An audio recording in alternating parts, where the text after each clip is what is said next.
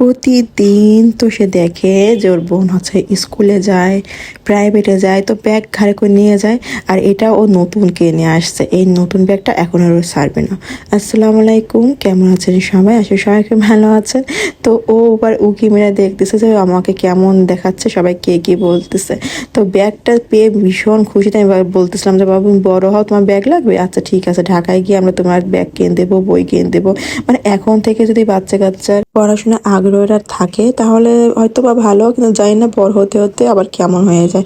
আসলে ছোটবেলার কথা তো আর ভাই বলা যায় না, বড় হলে কেমন হবে, তারপরেও ভালো লাগে দেখতে আর কি। তো এই যে একটু ছানা নিয়ে আসছিলো, আসলে রসমালাই আর কি। তো আমার বাবু কিন্তু মিষ্টি ওভাবে খায় না, কিন্তু দেখলাম এটা খেলো ছেলেটা, মাশাল্লাহ, মানে নিজের ইচ্ছা করে খেলো। আর অত বেশি দিলামও না, যেহেতু প্রথমবার ওভাবে টেস্ট করতেছে, না জানি পেটে কি হয়। আর যাই খায় না কেন আমার একটু ভয় থাকে বাবুটা নিয়ে, কেন একবার বাবুকে নিয়ে আমি অনেক কষ্ট করছি না, ওর পেটে খুব সমস্যা করছিল 2-3 বার, মানে অনেক খারাপ লাগতো তখন। তো এই জন্য আমি ওভাবে কোনো, যতই মানুষ রেসিপি করুক না কেন, আমি ট্রাই করি না কখনো বাবুর উপরে। তো সকালবেলা মা আজকে যা করছিল আর কি, উঠে দেখি যে মা খিচুড়ি বসাইছে, মানে সবজি খিচুড়ি আর কি। তো এটা একটু আলাদা রকমই হয়, এটা একদমই পাতলা থাকবে, মানে ডাঁটাগুলো হচ্ছে লাউয়ের ডাঁটা শাক, তো ওইগুলো দিয়ে করা। এটা বাগারের জন্য দিয়েছে, মানে ওই খিচুড়ির ভিতর দেবে। এটা আবার অন্যরকম একটা খিচুড়ি, গ্রাম অঞ্চলেই মনে হয় এই খিচুড়িটা অনেক ভালো। তা মা যেহেতু রান্না বসায় দিছিল, আমি উঠতে উঠতে তত বেশি ভালো ভিডিওটা নিতে পারিনি। তো এখানে বাগারটা দিয়ে দিল সুন্দর করে, এখন এর ভিতর একটা মজার জিনিস দিবে। এটা যেহেতু একদমই পাতলা খিচুড়ি হবে, কিন্তু ঘোটা না, একদমই মানে অন্যরকম একটা মজা আর কি এখানে। তো এখানে দেবে হচ্ছে ডিম, তো এই জন্য মা এখানে ডিম সুন্দর করে ভেজে নিচ্ছে, আর এগুলো কেটে কেটে মোটা মানে ভাজ করে করে দিবে আর কি। এটার ভিতরে খিচুড়ির ভিতর ডিম, মানে ভাবা যায় এটা কিন্তু অন্যরকম একটা টেস্টের খাবার, কি বলবো, একবার ট্রাই করে দেখবেন। মানে এতটাই মজা, আমিও মানে মজা করে খেয়েছি।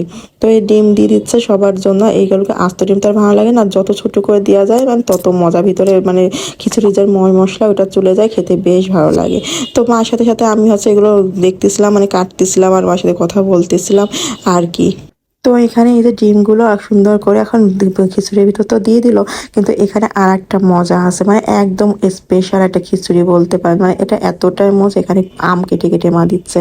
এই আমগুলো ভীষণ টক আর কেমন একটা হয় না, হলুদ হলুদ হয়ে যায়।